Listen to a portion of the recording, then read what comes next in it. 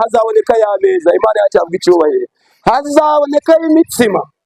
Abana b'Imana mwahisemo kuba mu ruhande rw'Imana, mwahisemo kwibuka amategeko y'Imana, nimuhumure.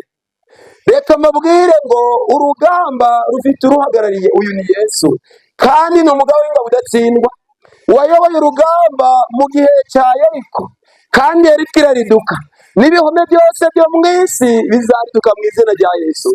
Niyo mpamvu kuba mu ruhande rw'Imana rero nta bwoba burimo, kuko mu murimo w'Imana nta banyabwoba babamo. Data wa twese uri mu ijuru ryera, Imana yacu nzima idapfa, umuremyi w'ubugingo bwacu niwe utubeshejeho. Umwanya duciye bugufiya ngo ushyirwe hejuru, kuko ijuru rihora rivuga icyubahiro cyawe. Izina ryawe rikomeye riruta iry'abami bose bo mu isi nirihabwe icyubahiro. Turokowe mu batarokotse muri uyu munsi, kuko tugihumeka hari benshi uyu mwanya bageze ahacecekerwa.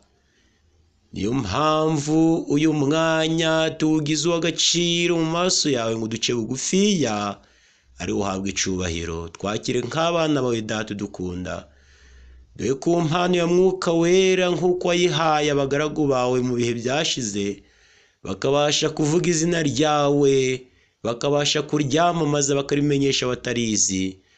Kandi Mwuka Wera muyobozi ubera hose icyarimwe, abashe kumenyesha n'abandi batarasobanukirwa n'ukuri kw'ijambo ryawe, ngo uyu mwanya ubwo ugiye gucisha amagambo wandikishije uyacishije mu bagaragu bawe b'abahanuzi, ukaba ugiye kuyacisha mu mugaragu wawe w'umunyantege nkeya.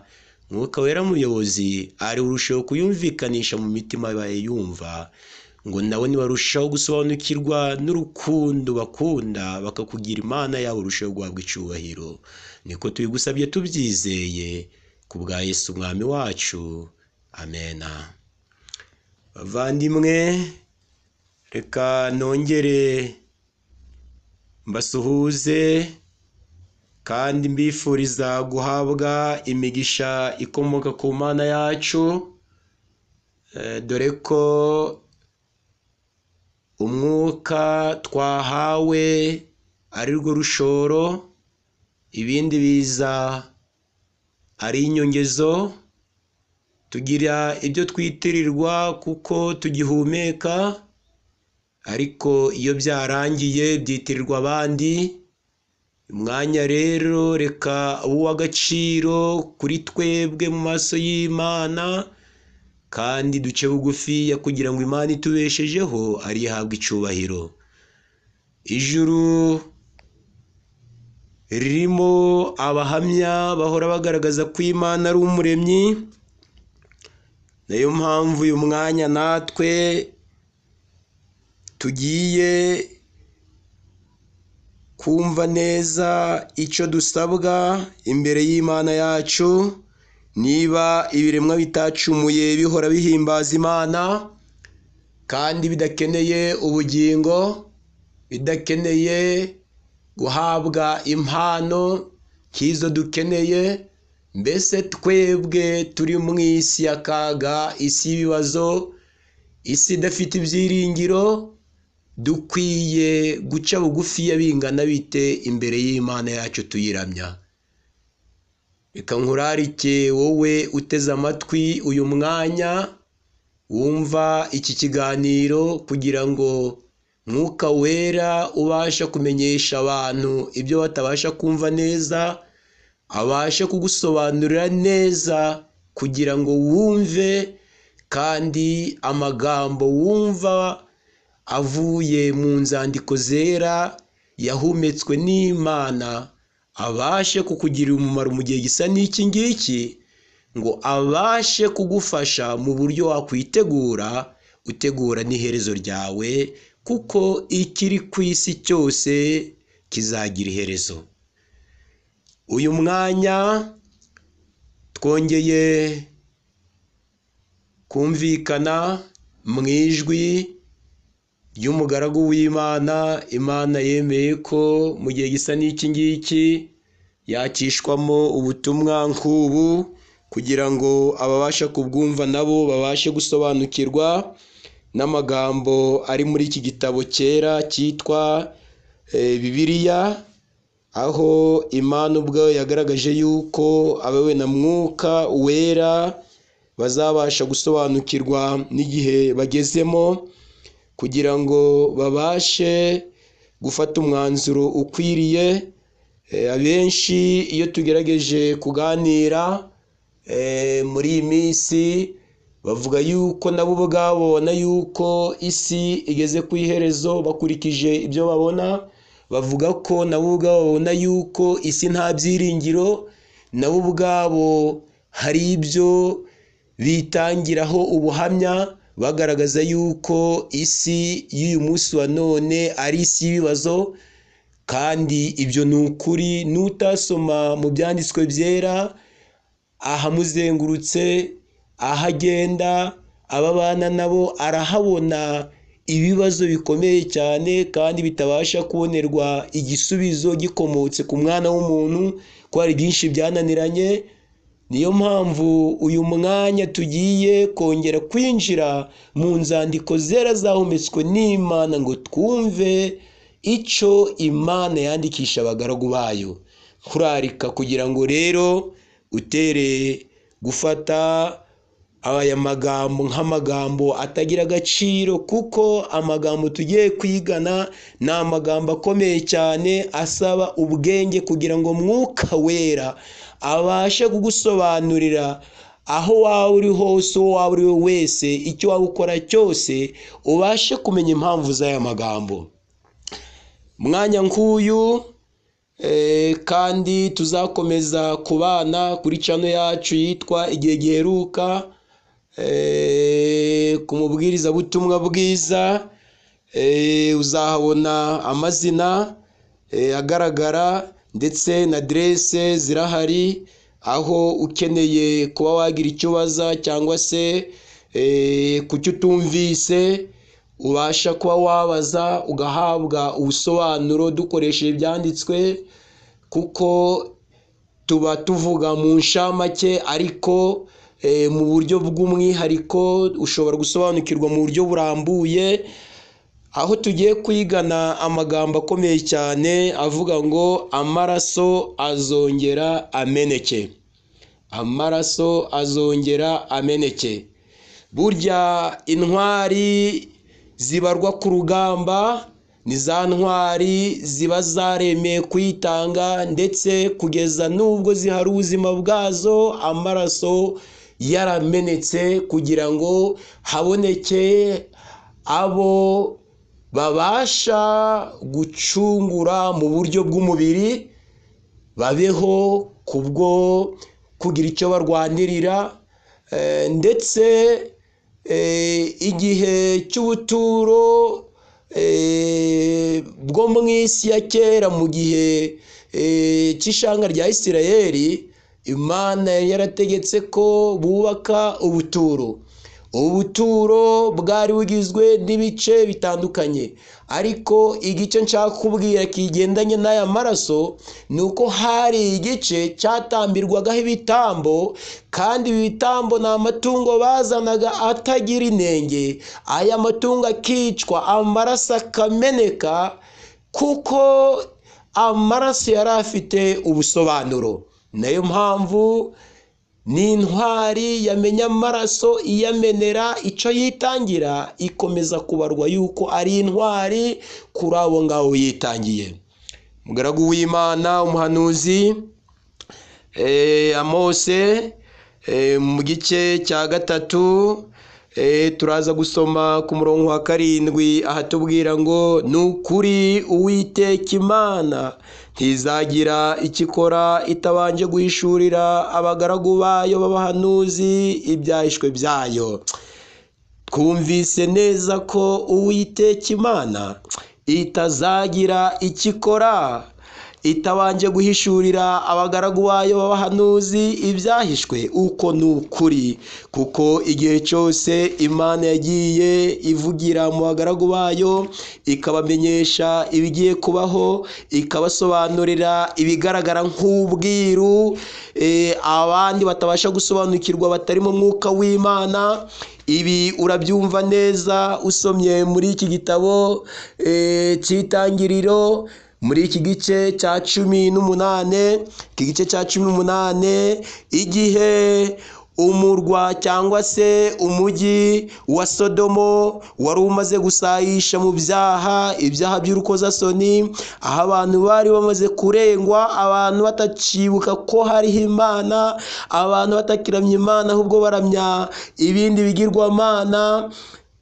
Imana igihe iki gihe yashiragaho iherezo kuri uyu mujyi n'abari bawurimo, ntabwo yari kubikora itabanje kumenyesha umugaragu wayo Aburahamu, nk'uko tubibonye mu gitabo cy'umuhanuzi Amose, murongo wa 17 muri iki gice cya 18, ntatubwira ngo Uwiteka igihe yaragiye kurimbura uriya mujyi ntabwo yabuze kubimenyesha umugaragu wayo, kuko turaza gusoma ahatubwira ngo Imana ibwira Aburahamu ko igiye kurimbura Isodomo.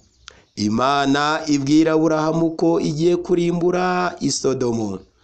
Kuri uyu murongo tugiye gusoma wa 17, Uwiteka aribaza ati, Aburahamu namuhisha icyo ngiye gukora? Aburahamu namuhisha icyo ngiye gukora? Kuko Aburahamu atazabura guhinduka ubwoko bukomeye bw'abanyamaboko, kandi amahanga yose yo mu isi azaherwa umugisha muri we. Ariko ijambo tugendere niringiri, Aburahamu umugaragu wanjye mbese namuhisha icyo ngiye gukora? Igihe umusore witwa Daniyeli yari mu bunyage ahitwa i Babuloni, hari amateka tutari buvuge uyu munsi wa none, ariko igihe tuzakomeza kubana kuri channel yacu igihe giheruka, aya mateka y'ubu bwoko nabwo n'uburyo bwagiye mu bunyage tuzakomeza kuyasobanurikirwa, turushaho kumenya neza impamvu ubwoko bwagiye mu bunyage ndetse n'igihe bwahamaze n'impamvu bwahigarutse. Ariko icyo tugendereye ni muri iki gice cya 7, aho tubonye yuko Imana yagaragarije Daniyeli ibijyanye noneho n'ubuhanuzi bwagombaga kugira itangiriro kandi bukagira n'iherezo, kuko gifite itangiriro gifite n'iherezo. Nusoma neza uzasanga yuko mu gice cya 2, igihe Daniyeli yari i Babuloni, umwami Nebukadinezari, ndavuga mu gitabo cy'umuhanuzi Daniyeli, umwami Nebukadinezari igihe yarotaga inzozi z'igishushanyo cyari kimuri imbere, gifite ibice bitandukanye uhereye ku izahabu ukageza ku ibumba ndetse n'ibyuma bivanze. Ubwo ni ibice byari bigize icyo gishushanyo. Ntabwo mvuze Abagiriki, ntabwo mvuze Abamedi, bifite icyo bishushanya, nabyo tuzabigarukaho nk'uko nabibabwiye. Ariko uyu mwami Nebukadinezari ntabwo yabashije gusobanukirwa n'izi nzozi, kuko atarimo mwuka w'Imana. Mwuka w'Imana niwe ubasha gusobanurira abagaragu bayo ibyo abantu batabasha gusobanukirwa, kuko abatubaha Imana, kuko abatarimo mwuka w'Imana iby'Imana ni ubwiru kuri bo, iby'Imana ni umwijima kuri bo. Ubwenge bw'isi muvandimwe ntibwabasha gusobanura ubwiru bw'Imana keretse ubwenge mvajuru. Daniyeli rero muri iki gice cya 7, igihe yageragezaga kwerekwa ibijanye n'inyamaswa, inyamaswa yari yabonye enye zinafitanye isano na kiriya gishushanyo, kuko inyamaswa yabonye zose uko ari enye, uhereye ku ntare ndetse ukajya ku dubu ukajya ku ngwe. Hariho Babuloni kwa Nebukadinezari, izahabu, hariho abamedi n'abaperesi, ndavuga ku nyamaswa yeretswe yitwa idubu, hariho abagiriki, ndavuga nanone ku muringa kuri cya gishushanyo mu gice cya kabiri. Ariko ndagira ngo twibande kuri ubuhanuzi buboneka kuri uyu murongo wa 24 ndetse na 25. Ku nyamaswa Daniyeli yabonye iteye ubwoba, kandi ayo mahembe 10, muri ubwo bwami hazakomokamo abami 10. Hanyuma yaho hazaza undi mwami, kandi azanesha abami 3. Aya ni amateka kuri uyu murongo wa 4 y'igihe cy'ubwami bw'abanyaburayi cyangwa se ubutegetsi bw'abanyaburayi. Amami 10 yariho muri icyo gihe cy'ingoma y'Abaroma Daniyeli yerekwa, ariko nanone hakaza kuvamo abami 3 bakuweho. Ayo ni amateka nayo nk'uko nabikubwiye wazabasha kuyasobanukirwa, nukomeza kudukurikira tuzabasha kuyasobanura neza uburyo abo bami bakuweho n'impamvu bakuweho, nuko ubuhanuzi bwagombaga kuzura nyine. Murongo tugendereye cyane 25, niwe uzavuga ibyo kugomera isumba byose, kandi azarenganya abera b'isumba byose, azigira inama zo guhindura ibihe n'amategeko, kandi bizarekerwa mu maboko ye kugeza aho igihe n'ibihe n'igice cy'igihe bizashirira. Muvandimwe, ndagira ngo niba wumvise neza, harimo amagambo avuga ngo niwe uwo mwami, ubwo bwami niwe uzavuga ibyo kugomera isumba byose. Mbese kugomera isumba byose ni gute? Kugomera isumba byose ni ugufata iby'Imana ukabihindura uko ushaka. Mu yandi magambo, twabonye ko Bibiliya itubwira ko mu murimo wa Edeni Imana yavuze, ariko n'inzoka iravuga. Nanone ahangaha haratwereka yuko we nawe azavuga ibyo kugomera isumba byose, kandi amagambo nanone arimo akomeye cyane, ari kutubwira ngo hazabamo no kurenganya. Niwe uzavuga ibyo kugomera isumba byose, kandi azarenganya abera b'isumba byose. Twavuze ko insanganyamatsiko ivuga ngo amaraso azongera ameneke. Mbese abera b'isumba byose barenganijwe bate?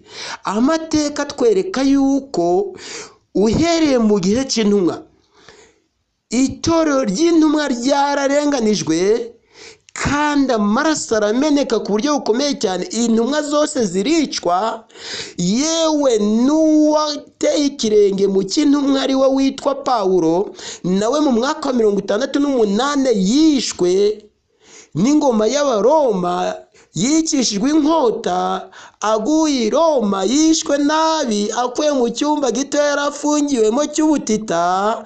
Amaraso rero mu gihe cy'intumwa yaramenetse ku buryo bukomeye cyane, kandi mu gihe cyakurikiyeho cyitwa Simuruna ariho humvikanye amagambo asobanura iryo zina avuga ngo ishangi, igihumura neza. Amaraso yaramenetse muvandimwe. Yewe no mu gihe cya Perugamo ni amateka tuzarebera hamwe n'aho amaraso yaramenetse, ariko bigeze mu gihe cya Tuwatira amaraso arameneka ku buryo buteye ubwoba. Abera b'isumba byose baricwa. Umuhanuzi Daniyeli niko yari yarabyeretswe, kandi kuko Imana ari inyakuri, kandi ibyivugira mu bagaragu bayo bahanuzi akaba ari ukuri, bigomba gusohora.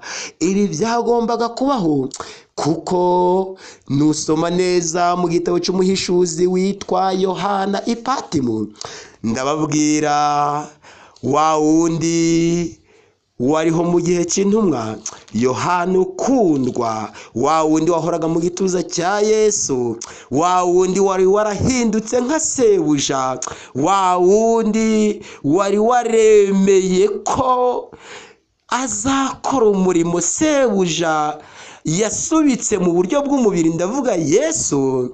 Uyu nguyu wariho mu gihe cy'intumwa kandi wapfuye nyuma y'izindi ntumwa zose.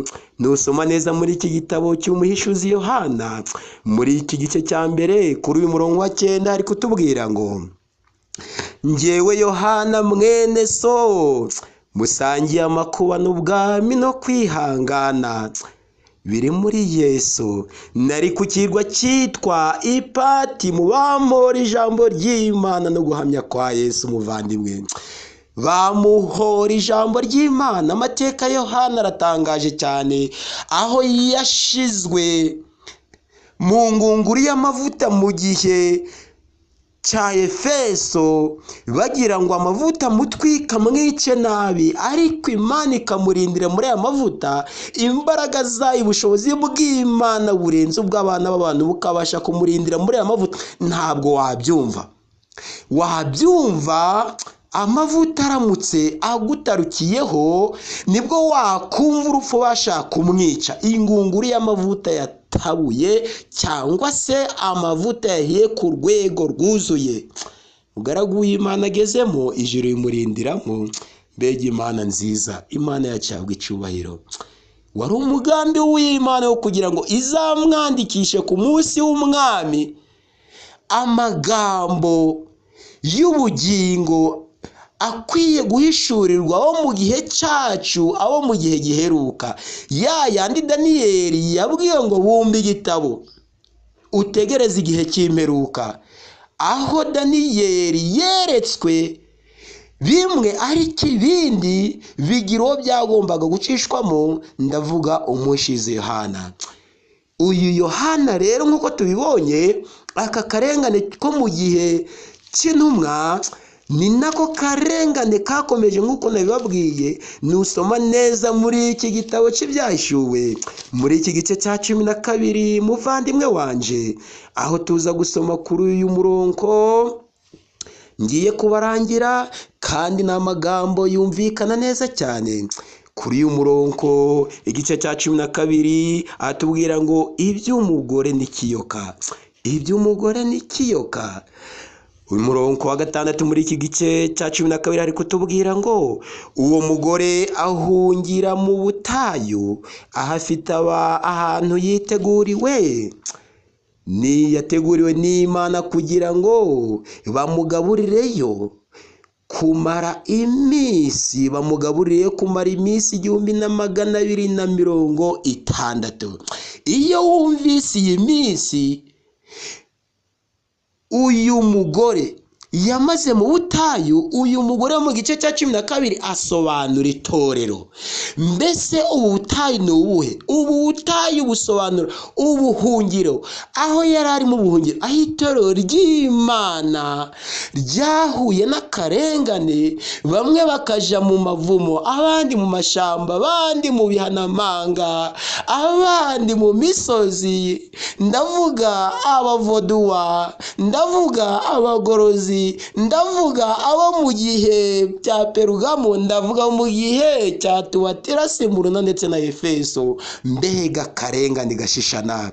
Nusoma neza kuri wa murongo twasomye yuko uyu mwami cyangwa se ubutegetsi buzarekerwa mu maboko, ibyo bizabukora igihe n'ibihe ndetse n'igihe cy'igihe. Nusoma ibihe n'igice cy'igihe, igihe ni umwaka ndetse ibihe ni imyaka 2, igice cy'igihe ni amezi 6. Nuvunja muri aya magambo dusomye kuri uyu murongo wa 6, urahasanga yuko mu gihe cya gihanuzi ari iminsi 1260.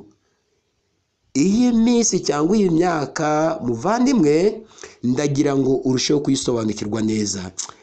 Iyi minsi itorero rya Tuwatira ryabayemo, iyi myaka ni imyaka yari igoye, imyaka isaba kwihangana. kandi kuri uyu murongo wa 17 ndagira ngo wumve ubugome bw'iki kiyoka cyangwa se bw'ubu butegetsi twabonye. Umurongo wa 14 w'igice cya 12, ikiyoka kirakara wa mugore twabonye, kiragenda ngo kirwanye abo mu rubyaro rwe basigaye bitondera amategeko y'Imana kandi bafite guhamya kwa Yesu. Imana yacabwa icyubahiro, kandi bafite guhamya kwa Yesu. Twabonye ko na Yohana yavuze ngo bambora ijambo ry'Imana no guhamya kwa Yesu. Mu yandi magambo, ijambo ry'Imana, ibyanditswe byera Bibiliya ndetse na mwuka w'ubuhanuzi, ijambo ry'Imana no guhamya kwa Yesu. Igitabo cy'umwanditsi Ellen White cyitwa Intambara Ikomeye. Umwanditsi witwa Ellen White, igitabo cyitwa Intambara Ikomeye, aho tuza gusoma muri iki gice cya 2. Ndagira ngo aya magambo nayo urusheho kuyakurikirana, n'ay'ukuri kuko ni amateka y'ibyabayeho.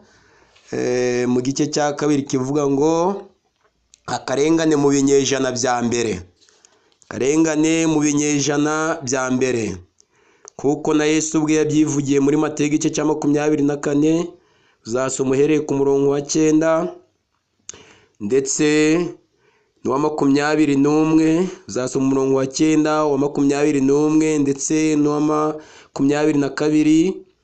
Uzasoma mu rwandiko rwandikiwe Abaheburayo igice cya 10 umurongo wa 32. Ayo ni amagambo agaragaza akarengane kabayeho kakozwe n'ubutegetsi cyangwa se na Roma.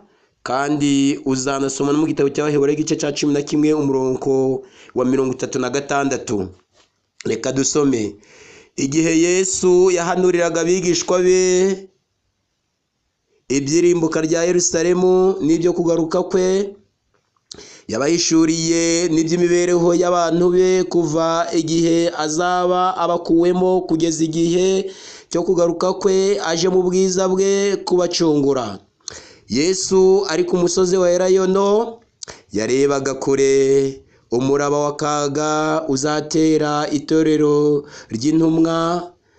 Akomeje kureba ibizaba mu bihe bizaza, ijisho rye ribona imivurungano n'ubwicanyi, kurimbura bizaba mu gihe cy'umwijima ndetse n'akarengane bizagwira abigishwa be.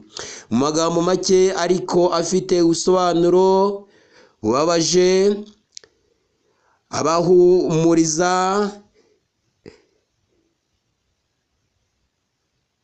abahanurira iby'abategetsi b'iyi si bazakorera itorero ry'Imana.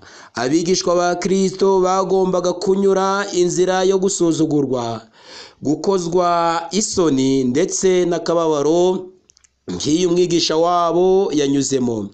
Urwango rwagaragarijwe umukiza w'isi rwajaga kugera no ku bazizera izina rye bose.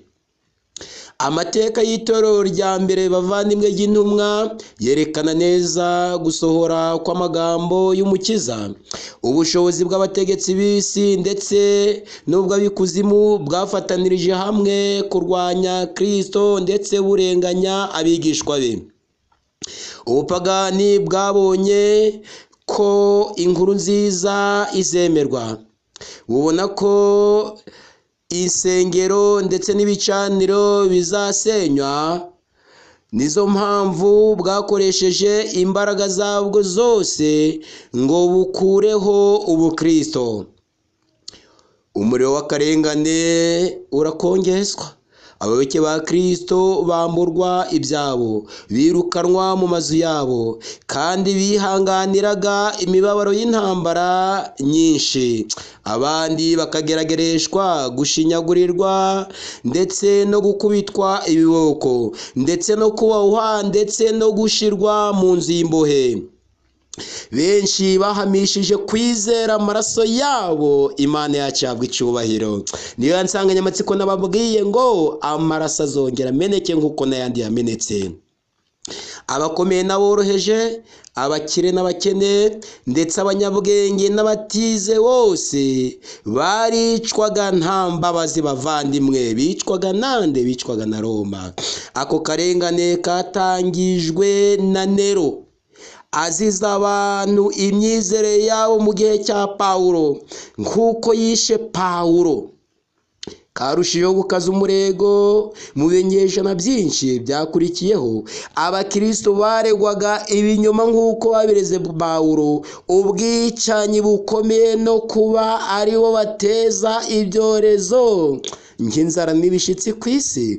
Igihe nasomaga aya magambo bavandimwe, nibutse yuko mu gihe giheruka arico gihe turimo, abana b'Imana banambye ku masezerano y'Imana, abana b'Imana banze kureka amategeko y'Imana, abana b'Imana bemeye kugendera mu kuri kw'ijambo ry'Imana bazaregwa yuko aribo bateje akaga ibishitsi, intambara n'inzara n'ibindi byose.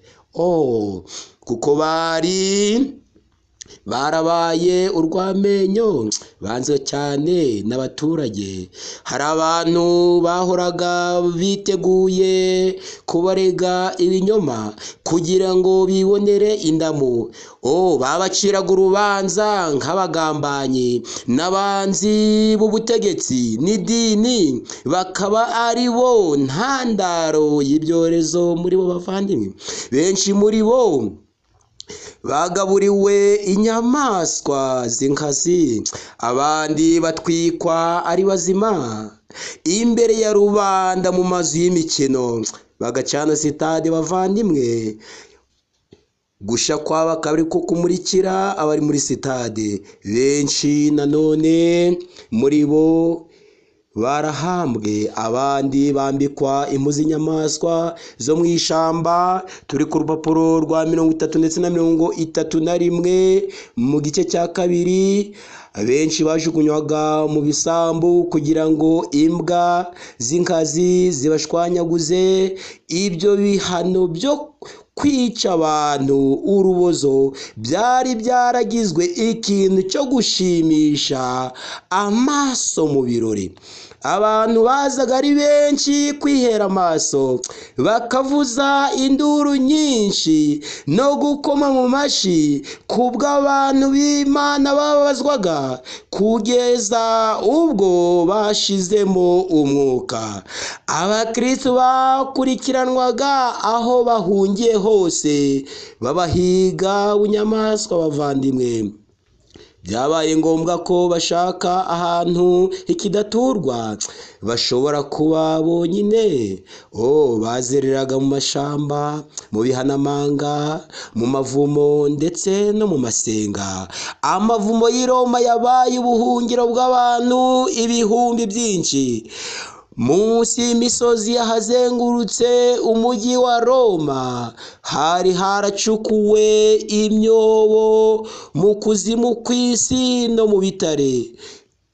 Kugera mu mahuriro yayo yagiraga uburebure bwa kilometero nyinshi mu mwijima ugenda munsi cyane y'inkuta z'uwo mudugudu. Ngaho abantu bajugunywaga, ngaha ahantu hajugunywaga intumbi z'abantu bishwe. Kandi ahantu nk'aho nanone niho benshi mu bigishwa ba Kristo, abigishwa ba Kristo ndetse n'abakekwagaho kuba abayoboke be bagiye babonera ubuhungiro. Igihe Kristo azahamagara abasinziriye, barwanya intambara nziza bavandimwe. Abantu benshi barenganijwe muri ubwo buryo bahorwa Kristo, bazasohoka muri ubwo buvumo bw'umwijima. Ndavuga gereza z'urupfu, ndavuga mu marimbi menshi. Imana yacabwa icubahiro. Abahamya ba Kristo barinze ubusugi bwo kwizera kwabo mu gihe bari bahutajwe n'akarengane. Nubwo batswe uburenganzira bwabo, bakabaho nta mucyo w'izuba babona. Imibereho yabo ikaba iyo mu mwijima, mu buvumo.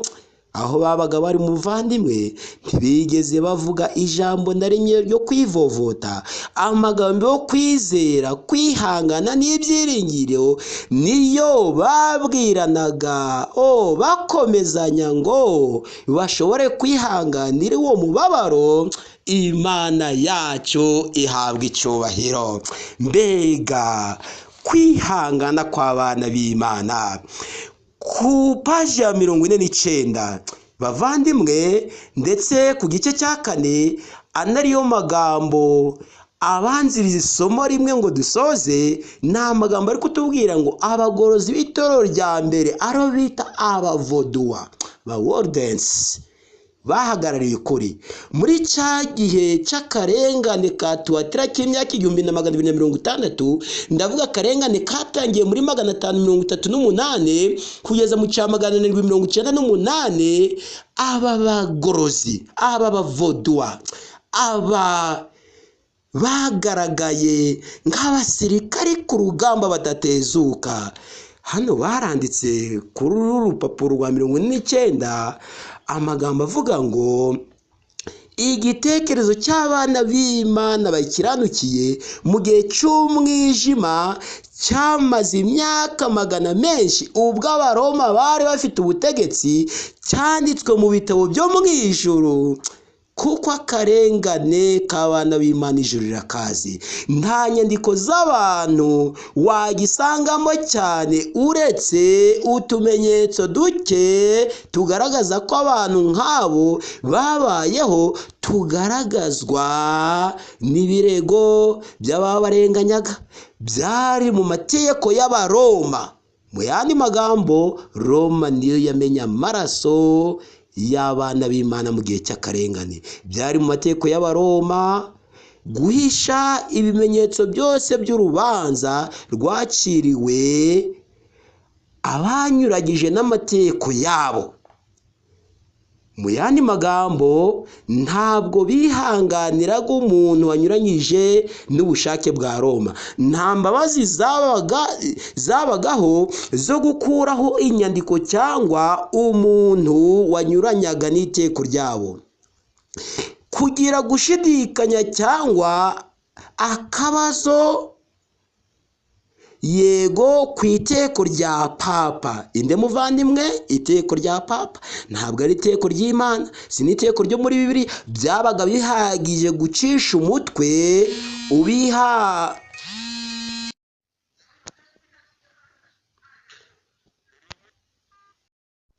byabaga bigamije gucisha umutwe, niko nsomye, abihanganye. Yewe nusoma neza, aba bantu ntabwo ibintu byabagwaga neza, kubera yuko impamvu bitabagwaga neza nuko babaga banyuranyije n'ubushake bwa papa. Hano baranditse ngo kugira gushidikanya cyangwa akabazo ku iteko rya papa byabaga bihagije gucisha umutwe ubihangaye, umukire cyangwa umukene, ukomeye n'uworoheje. Roma igerageza kandi gukuraho inyandiko zose zihishura ubugome bagiriraga abatavuga rumwe nabo. Iteko rya papa ryashyiriweho kugira ngo ibitabo ndetse n'inyandiko zose zibyerekeye zitwikwe. Amazu y'icapiro rero atarabaho, ibitabo byari bike kandi bikozwe mu buryo buruhije kubibika. Nuko rero byari biruhije cyane kubirinda Abaroma ngo batagera ku mugambi wabo. Mu yandi magambo, byumvikanye neza yuko Abaroma bakoraga ibishoboka byose kugira ngo ibyo bakoze bitazabasha kumenyekana. Ariko reka dushimire Imana yuko mu nzandiko zera twabonye ukuri kw'ibi byabaye, kugira ngo natwe tubashe gusobanukirwa n'amateka y'abatubanjirije bahagarariye ukuri. Mbese urugamba rutegerejwe ni uruhe?